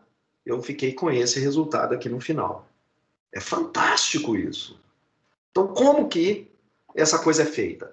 A primeira coisa que a gente precisa é compatibilizar os suportes das duas densidades. Vamos supor que você tem uma densidade alvo, essa daqui que você quer gerar. Você quer gerar valores com essa densidade.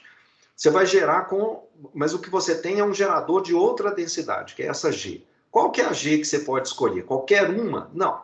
O suporte dessa densidade G, o que é suporte? É o conjunto de valores onde essa densidade é maior que zero. Esse conjunto de valores ele tem que ser maior do que o f de... Maior ou igual ao f de x. O que ele não pode é ser menor do que o f de x. Então, o que a gente está dizendo é o seguinte, se a densidade ela é positiva para algum x, quer dizer, se você pode gerar aquele valor x pela f, você tem que ser capaz também de gerar aquele x pela g. Então, se a f é positiva em algum lugar, a g também tem que ser positiva.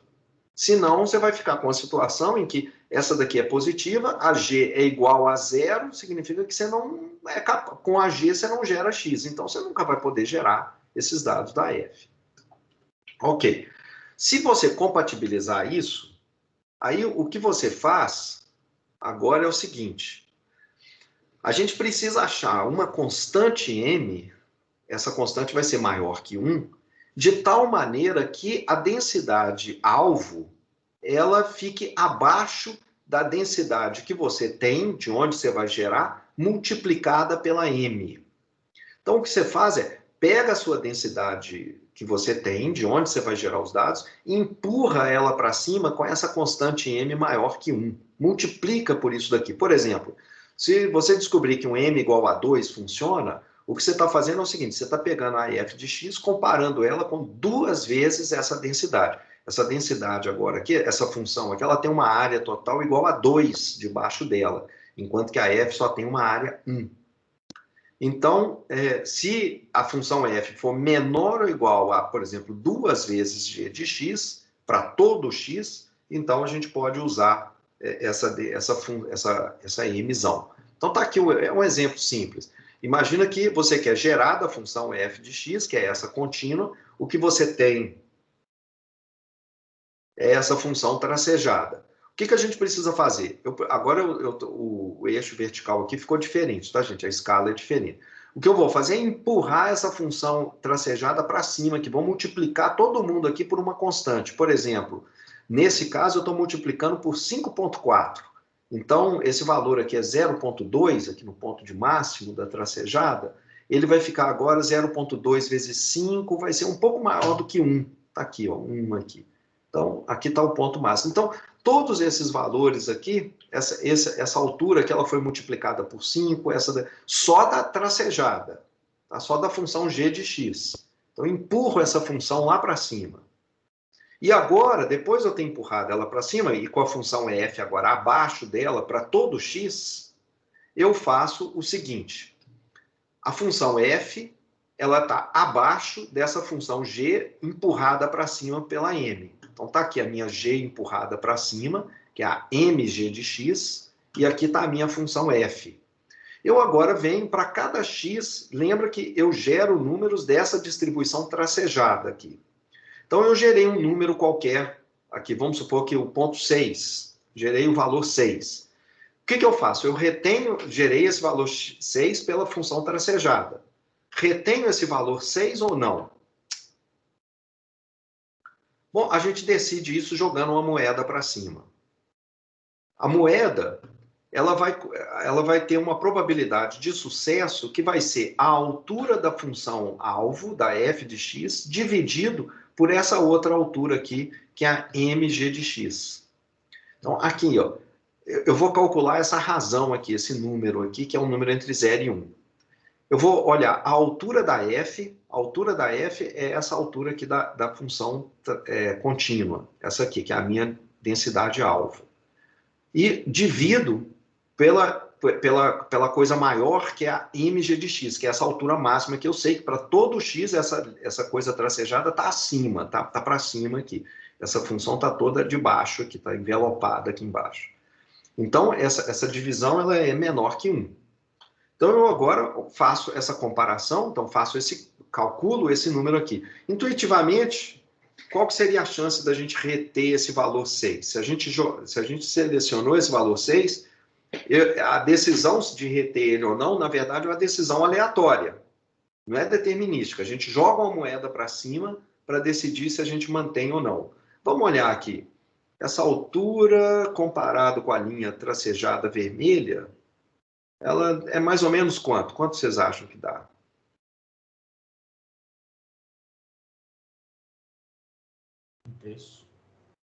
Um terço, um quarto, né? Mais ou menos isso. Então, o que você vai fazer é jogar uma moedinha para cima com probabilidade, digamos que seja um terço, né, esse valor. Você vai jogar uma moedinha para cima com probabilidade 1/3, para decidir se você retém esse valor 6 ou não. Então, você pode, vamos supor que se você gerou 2 valores 6, pode ser que você retenha um desses valores 6 e o outro não. Não é decidido com uma moedinha. Como é que você usa uma moedinha? Foi a primeira geração que a gente viu. Vocês lembram? Você gera um número no intervalo 0, 1 e verifica se ele vier menor do que a probabilidade que você está usando. Se a probabilidade é 1/3, a gente gera um número no intervalo 0, 1. Se ele for menor do que 1/3, teve sucesso, retém o 6. Se for maior do que 1/3, joga fora o 6. Então, a gente vai gerar vários valores dessa linha tracejada, por essa densidade tracejada, e decidir se a gente retém ou não. Vamos olhar um pouco esses números. Vamos supor que, por exemplo, pela linha tracejada, você gerou um valor aqui da ordem de 2 e alguma coisa. Está aqui, esse número. Onde está a mãozinha? Qual que seria a probabilidade, aproximadamente, né, de você reter esse valor?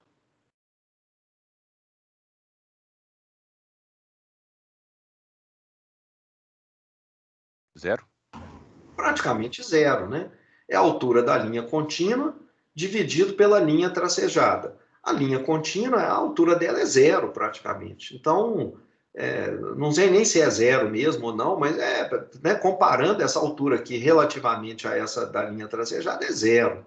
Então, esses números aqui nessa faixa, eles vão ser todos descartados, ou praticamente descartados. Talvez se você gerar 1 milhão de números, talvez alguns desses números, se isso aqui for próximo de zero, mas não exatamente zero, né? Pode ser que um ou outro desses valores, se você gerar 1 milhão deles aqui, alguns deles podem ser retidos, mas a imensa maioria vai ser jogada fora.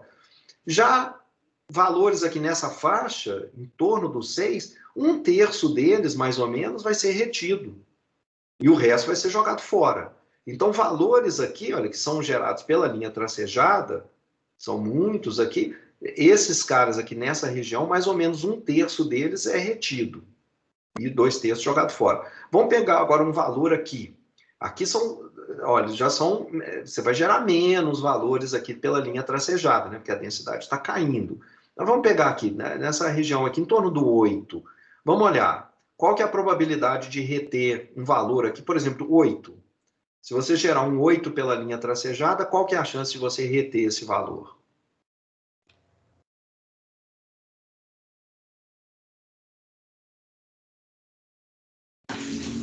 Quase um. Quase 1, né? 0,9, uma coisa assim. Então, com 90% de chance, você retém, e com 10% de chance, você joga fora. Então, se você gerar vários valores aqui nessa faixa, mais ou menos 90% deles serão retidos, quase todos, né? Mas 10% vão ser jogados fora. E aí, o que aparece no final? Então, essa ideia, você gera vários valores aqui a partir da g de x, da tracejada, e vai decidindo se você retém eles ou não. Para cada um dos que você gerou, cada um dos x são diferentes valores, com diferentes números, você vai calculando esse R. Se ele for muito próximo de zero, tipicamente você vai rejeitar o xi. Se esse RI for próximo de 1, você tipicamente vai... Então, essa decisão ela é feita jogando uma moedinha para cima. Então, é isso. Você começa com N valores dessa g de x, o tamanho final é um tamanho aleatório. Geralmente é bem menor do que o N, porque você vai jogar um monte desses caras fora. E então você não tem... Você tem que sair gerando mais um monte de valores da g de x até conseguir, por exemplo, uma amostra de tamanho desejado.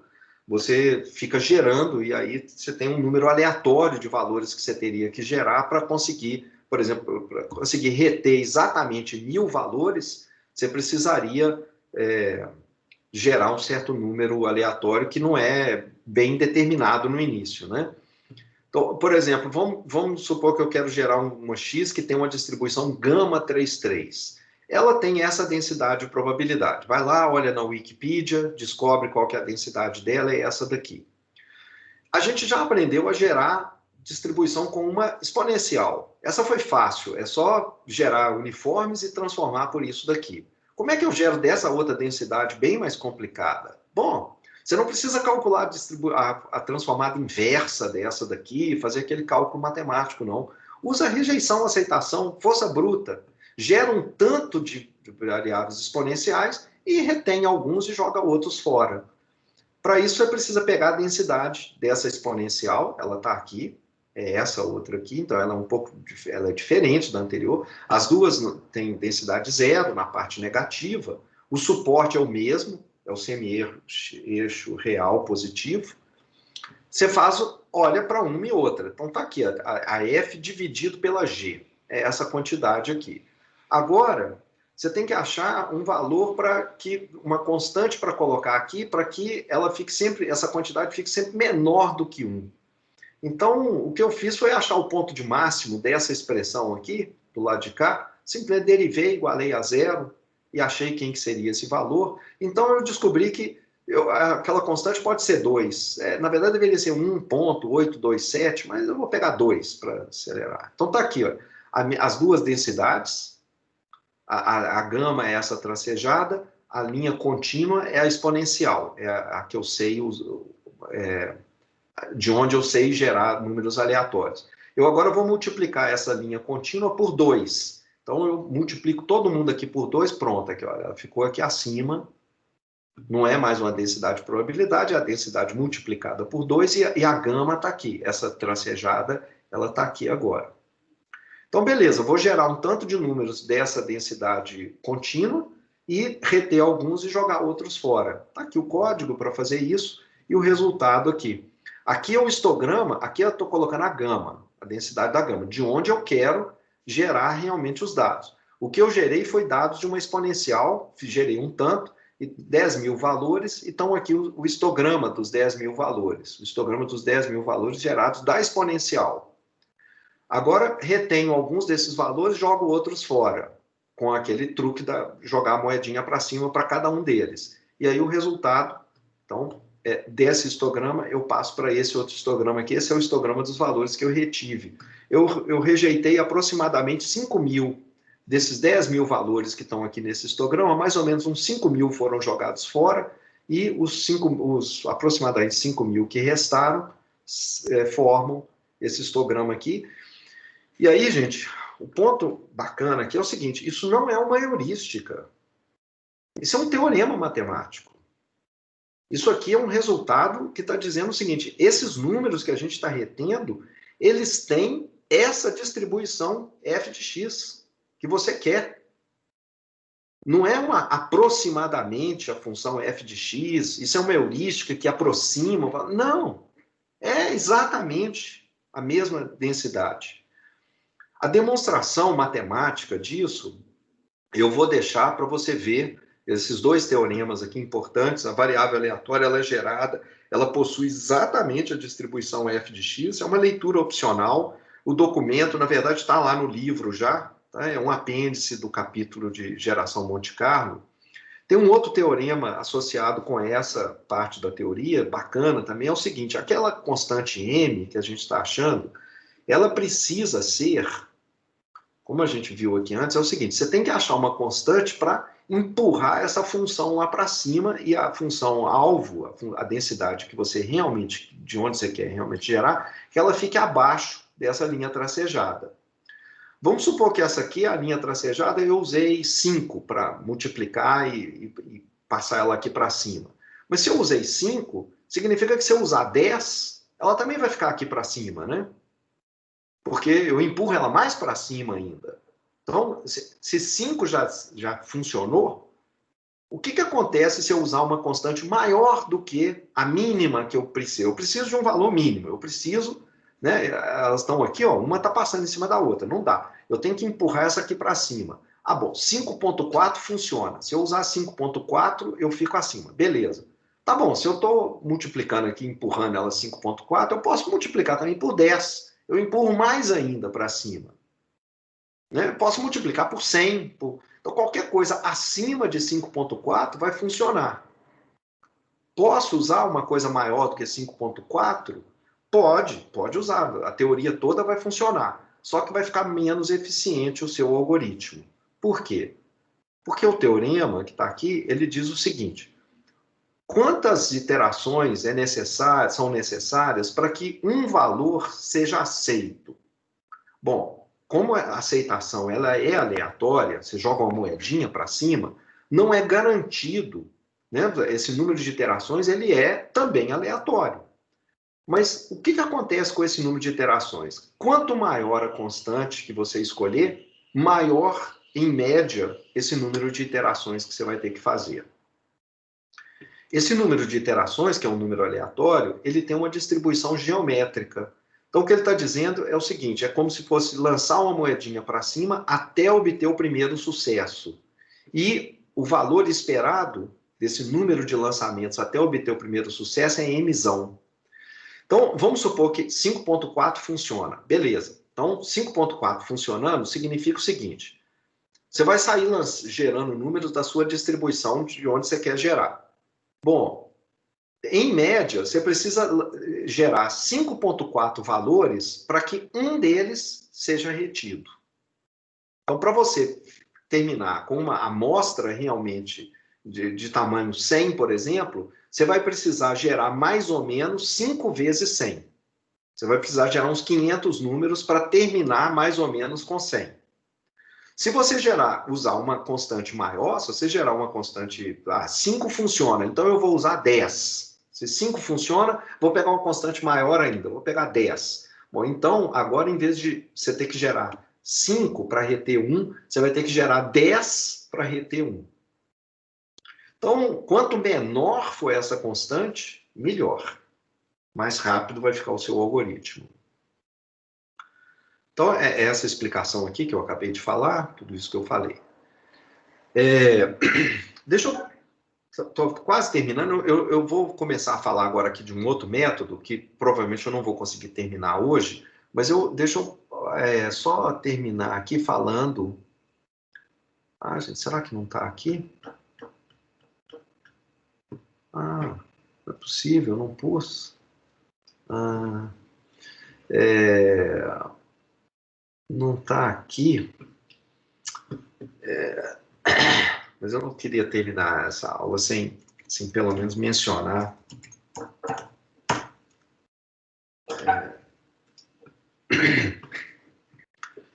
Fazendo um minuto aqui, gente, espera aí. A minha página está tão antiga, estou falando ali que eu estou indo para umas conferências há 5 anos atrás. Meu Deus.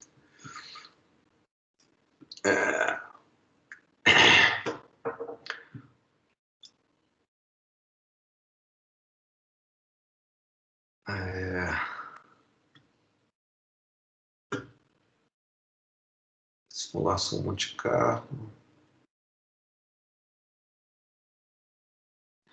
Aqui.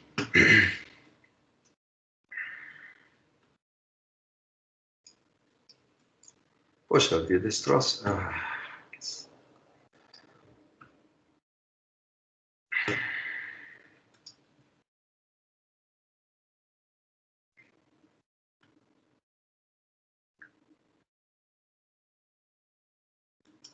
Oh, meu Deus.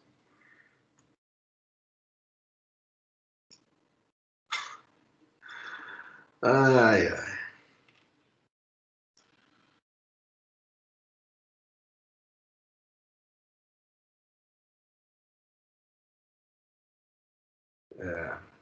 Não era para gastar tanto tempo não, viu, gente? Aqui. Então, tem uma partezinha lá do livro, então, que está contando um pouco essa história do método Monte Carlo, e são poucas páginas aqui, mas o que eu queria mostrar é um negócio legal. Deixa eu aumentar isso aqui, peraí.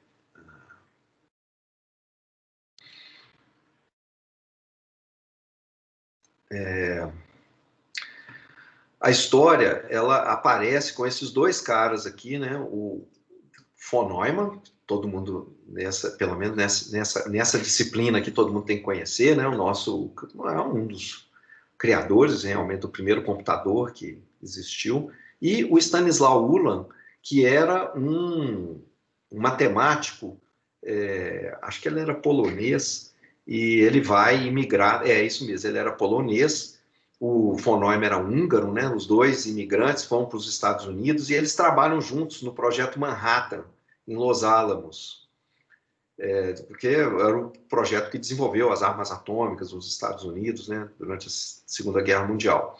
E acontece o seguinte, o Stanisław Ulam, ele nessa época era um negócio horrível, aquele com dores de cabeça muito grandes. Imagina, isso aqui foi logo depois da Segunda Guerra, acho que é em 1947, 46, uma coisa assim.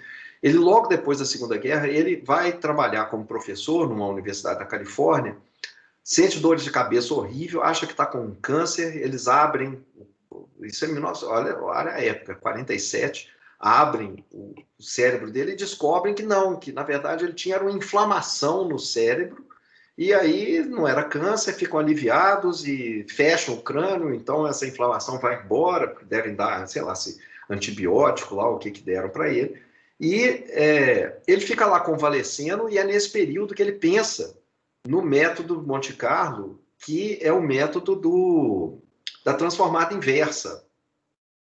E aí ele responde, ele escreve para o von Neumann com essa ideia de escrever. Na verdade, eles tinham que resolver integrais muito complicadas, e vamos fazer isso.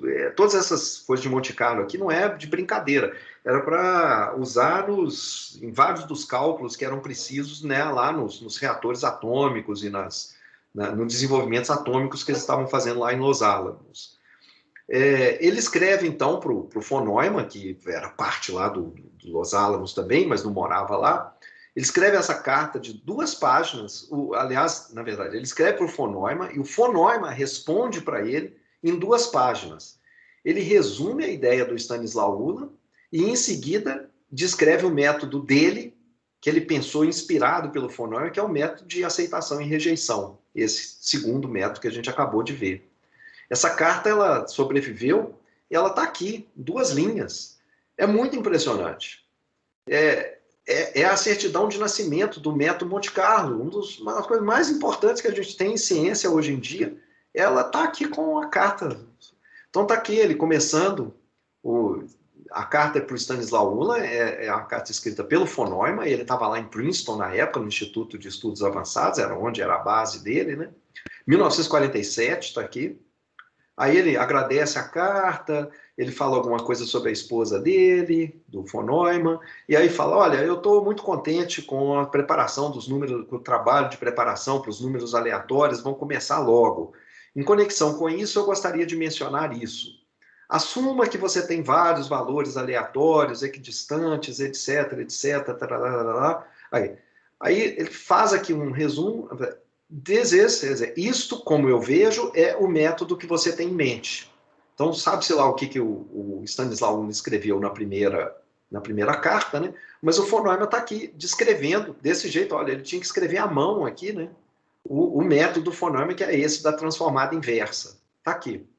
Aí ele escreve esse outro parágrafo. Como alternativa, que funciona se a variável, aqui não seria o nosso caso, a variável x, e todos os valores de f de x estiverem no intervalo 0,1, é esse. Então, escaneie os pares x e y e use ou rejeite o par de acordo com... É um método de aceitação e rejeição, do jeito que eu expliquei. Aí ele fala, o segundo método, ocasionalmente, pode ser melhor do que o primeiro. Em algumas são as combinações de casos, aí ele faz aqui uma explicaçãozinha desse caso, mostra aqui de uma maneira não... nada, tudo assim, matemático, né? Tenta fazer uma justificativa de por que é melhor, e aí termina a carta dizendo, é claro, o primeiro par requer um divisor, mas o método pode ainda ser útil para a gente manter ele em mente, especialmente quando o ENIAC estiver disponível. O ENIAC, vocês sabem, é um dos primeiros, não sei se é o primeiro, mas é um dos primeiros computadores que foram realmente construídos com a orientação aqui da máquina, né, o modelo do von Neumann. E ele encerra a carta aqui. Então, essa é a segunda parte da carta, é a certidão de nascimento do método Monte Carlo. Muito legal, muito bacana. Esses caras eram geniais, eles estavam fazendo um monte de coisas nessa época, e praticamente esses métodos que a gente está aprendendo, eles são criados praticamente ao mesmo tempo, e esse aqui é o último método que a gente vai ver, vamos ver se nesses 10 minutos finais a gente consegue cobrir.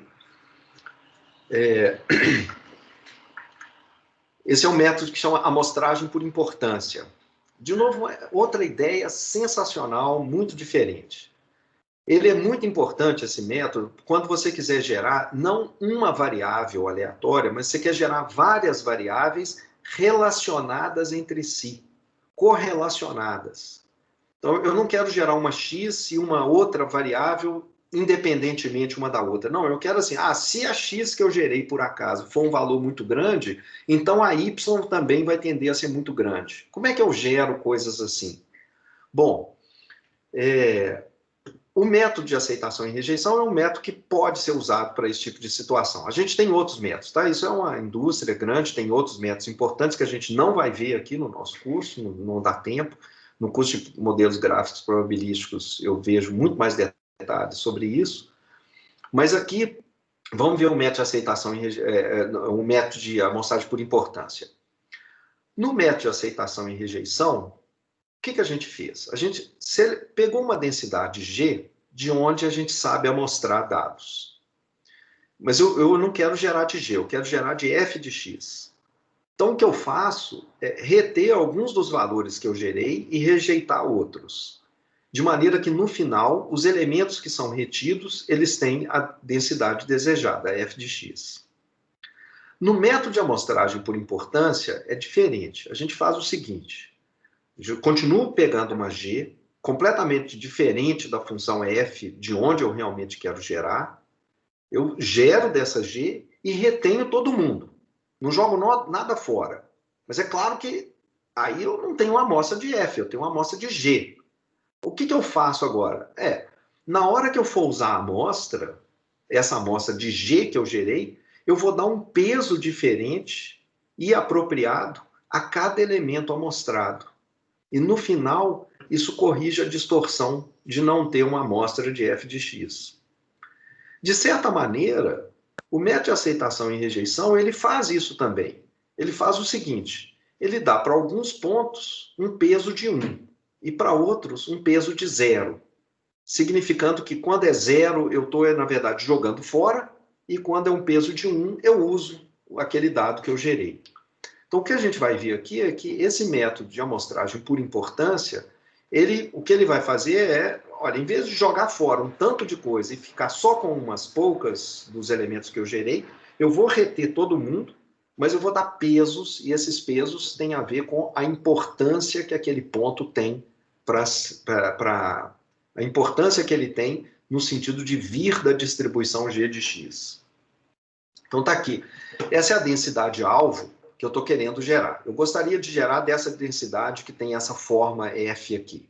Então, eu gostaria de gerar números, esses números, essas linhazinhas azuis aqui, seriam os valores que eu gostaria de... se eu tivesse o gerador da F, se eu pudesse gerar da F, eu teria uma amostra parecida com essa que está aqui embaixo.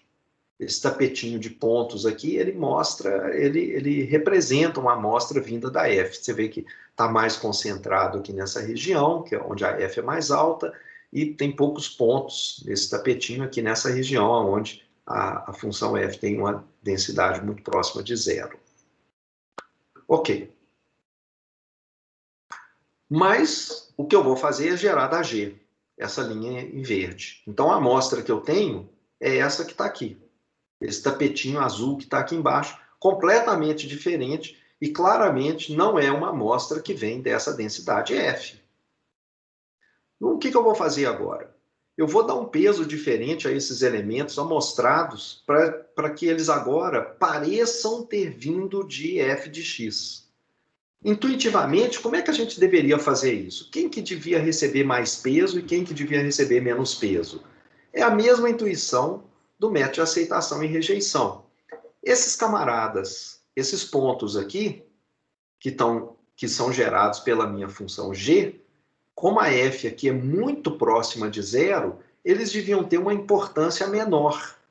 Eles não parecem vir dessa distribuição F que está aqui em vermelho. Pontos que parecem que vêm da F deveriam ser esses pontos aqui. Esses aqui são a região onde a F tem uma densidade mais alta, né? Então, esses outros pontos aqui deviam ter uma importância menor.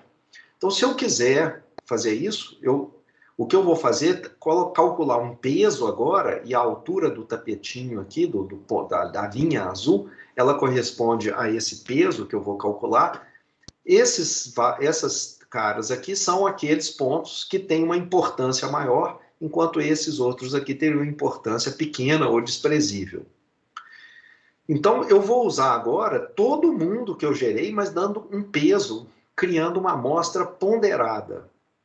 E o peso, quem que é o peso? É, de novo, uma expressão muito simples. É simplesmente o peso que eu vou atribuir ao ponto x é a razão entre a função f dividido pela g de x. É quase aquela coisa que a gente viu antes no método de aceitação e rejeição. No método de aceitação e rejeição era f dividido pela g, mas a G era multiplicada por uma mzão, né? Uma constante em M aqui. Aqui você nem precisa se dar o trabalho de achar essa constante. Você tem esse valor aqui, algumas vezes ele é maior que 1, algumas vezes é menor que 1, não tem problema. Então, é simplesmente isso. E aí você usa essa amostra para fazer os seus cálculos. Então, vamos supor o seguinte, vamos supor que eu quero uma amostra, então vou mostrar como é que a gente faz isso. Vamos supor que eu quero uma amostra Monte Carlo para estimar, conhecer aproximadamente alguns aspectos de uma variável aleatória x que tem uma certa distribuição alvo. Por exemplo, eu posso querer saber o seguinte, eu gostaria de conhecer o valor esperado dessa variável x, sem precisar calcular a integral, pode ser muito difícil calcular a integral. Eu quero ter uma ideia da variância de x. Eu quero ter uma ideia de qual que é a probabilidade dessa variável aleatória x ser maior do que 2, a chance de observar maior que 2. Quero calcular a probabilidade disso aqui acontecer, de que E elevado a menos o módulo do número aleatório x seja maior do que o módulo de x. Isso aqui seria um cálculo probabilístico muito complicado, talvez impossível de ser feito. Se você fixar qualquer conjunto A arbitrário, você pode também querer saber qual que é a chance do x pertencer a esse intervalo A. Se você conseguisse gerar diretamente da função x, essas quantidades seriam muito fáceis de serem calculadas. Por exemplo, se você quer ter uma ideia do E de x, você gera um tanto de x's e tira a média aritmética deles. Também a variância é fácil. Gera um tanto de x, calcula a média aritmética, você tem uma aproximação para essa esperança que está aqui dentro.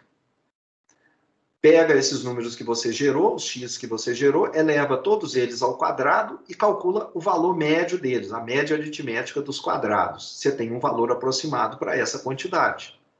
Faz a diferença, você tem um valor aproximado para essa variância. Você quer calcular de maneira aproximada qual que é a probabilidade do x ser maior do que 2, você gera um tanto de x e calcula a proporção deles, que foi maior que 2. Você quer saber a probabilidade disso daqui acontecer, gera um tanto de x e verifica a proporção deles em que essa expressão foi verdadeira. Então, essa proporção é um valor aproximado para a probabilidade de que isso daqui aconteça.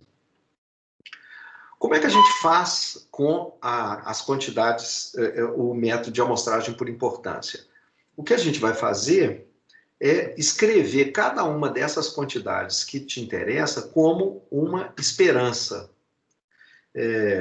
E aí eu vou completar isso na próxima aula, a gente vai escrever isso como uma esperança e em seguida eu vou usar a ideia frequentista de que uma esperança seria 1 sobre n se eu tiver quer dizer, eu calculo simplesmente a média aritmética dessas quantidades e isso daqui me dá uma ideia aproximada desse valor E de x. Então eu vou mostrar como é que a gente vai fazer isso na próxima aula, com essa partezinha final aqui, que explica então agora como que realmente aquele método de amostragem por importância funciona. Então ele é muito simples no final, bastante simples, a gente simplesmente tem que sair calculando médias aritméticas de transformações dos números que a gente teve, usando aqueles pesos. Mas eu explico isso na próxima aula. A gente completa isso, então, na próxima aula. Então, gente, o material de hoje é esse, e a gente deve completar essa parte de Monte Carlo na próxima aula e começar a entrar em vetores aleatórios, correlação, e etc. E distribuição condicional, densidade condicional, distribuição marginal, conjunta. É isso. Tem alguma pergunta nesse instante, gente? Professor, no método de aceitação e rejeição, a função g de x pode ser qualquer função, correto? De probabilidade. Desde que o suporte tenha aquela história do suporte, né? Que ela tem que gerar dados, tem que ser capaz de gerar dados numa região. Em princípio, se essa condição for satisfeita, a G pode ser qualquer coisa. Entretanto, aquele mesmo tipo de teorema que eu mostrei antes do Mzão, que ele deve ser escolhido o menor possível, a função G também, ela deveria ser escolhida de maneira que a G seja o mais parecido possível com a f de x. Se você escolher uma G muito diferente, que põe massa de probabilidade numa região completamente diferente da f, o que vai acontecer é que a imensa maioria dos valores que você vai gerar, eles vão ser rejeitados. Então, à medida que, quer dizer, aquela quantidade M que você estaria gerando, ela teria que ser enorme para você, a constante M tem que ser gigantesca. E aí você lembra que o número de iterações que você tem que fazer até RT1 é exatamente o M. Então, se você escolher uma G muito diferente da F, você provavelmente vai precisar de uma constante M enorme. Vamos supor que seja 5.000. Isso significa que você tem que gerar 5.000 valores da G para conseguir reter 1. Entendi. Então, se você quiser gerar uma amostra de tamanho 1.000, você vai ter que gerar 5.000 vezes 1.000 números para conseguir ter essa amostra no final só de 1.000 valores. Então, esse tipo de consideração já descartaria a utilização da uniforme, não é? Que a uniforme seria uma péssima escolha. Depende, se a função f for parecida... for uniforme, exato, é verdade. Né? Mas sim, né, para boa parte das distribuições, primeiro o suporte dela é muito limitado, né, tá só entre 0 e 1, mas às vezes você pode, se você quer gerar numa região maior, tem várias coisas, sabe? Uma delas, assim, tem um aspecto também de experimentação. Às vezes você não consegue escrever a densidade da F direito, principalmente no caso multivariado, é complicado, a gente não viu ainda a densidade multivariada, precisa dos vetores, né, aleatórios. Mas nesses casos, você nem consegue desenhar as coisas, né? Porque é uma densidade são 5.000 valores, é um vetor de tamanho 5.000. Como é que você faz a densidade de um vetor aleatório de tamanho 5.000? E, no entanto, você quer gerar números, você quer gerar uma imagem, você quer gerar imagens. Então, inclusive falando nisso, gente, o GAN, que é o Generative Adversarial Networks, é outro método de geração Monte Carlo. É simplesmente um método de geração Monte Carlo, o mais novo, o mais diferente, o mais incrível, sensacional. É uma coisa que eu estou gastando um tempo grande, provavelmente um dia e meio da minha semana lendo, aprendendo e tentando fazer pesquisa nessa área de GAN, porque eu acho uma das ideias mais sensacionais que eu vi nos últimos 25 anos, sei lá. Muita ideia sensacional que eu vi antes disso eram ideias que já existiam há centenas de anos, ou 50 anos, ou 30 anos, né? Mas, assim, ideia nova aparecendo aí nesses últimos 25 anos, eu acho que, de longe, é uma das ideias mais sensacionais que eu já vi. Mas é simplesmente um outro método de geração de Monte Carlo, mas muito diferente, e que a gente não vai ver nesse curso aqui, tá? Mas, então, a função, você pode, às vezes, começar com a função f uniforme e aí checar se você está retendo ou não. A outra coisa é, por exemplo, a função de amostragem por importância, você vê, ela nem precisa de calcular a constante m. Então, você pode calcular e tentar ver assim, olha, se os pesos ficarem muito assimétricos, é sinal de que ela não está boa, é uma distribuição... essa distribuição alvo que você está gerando não é uma boa escolha. Tenta outra. Mas é isso. Então, assim, uma resposta mais detalhada dependeria, assim, de ter uma ideia mais específica do problema. Mas, em geral, é tratado problema a problema. Obrigado. Mais alguma pergunta, gente?